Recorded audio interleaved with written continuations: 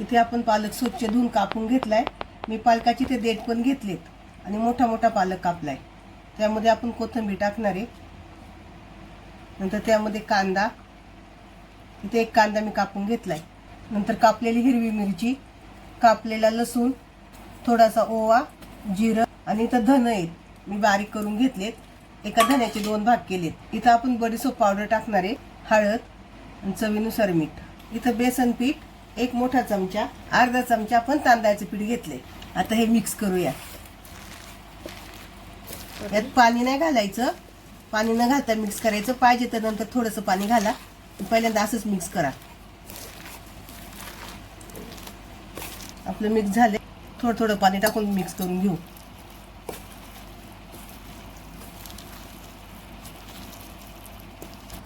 आपण पीठ काढून घेतले। इथं थोडंसं पीठ कमी पडले, मी यामध्ये अजून थोडंसं पीठ टाकते।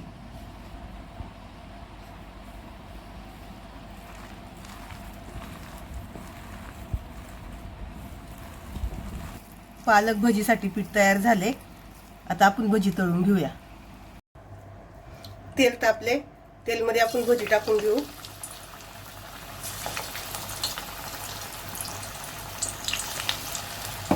तेल तापल्यावर गॅस बारीक करायचा।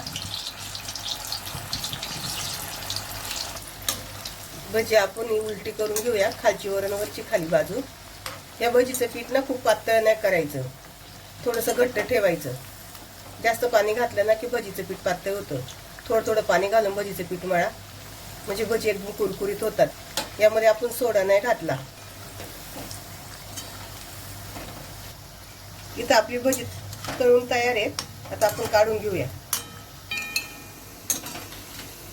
नक्की सुंदर कलर आलेला आहे भजींना। फास्ट गॅसवर नाही तळायची, मिडियम गॅसवर तळायची, म्हणजे छान खरपूस होतात, कुरकुरीत लागतात खाताना।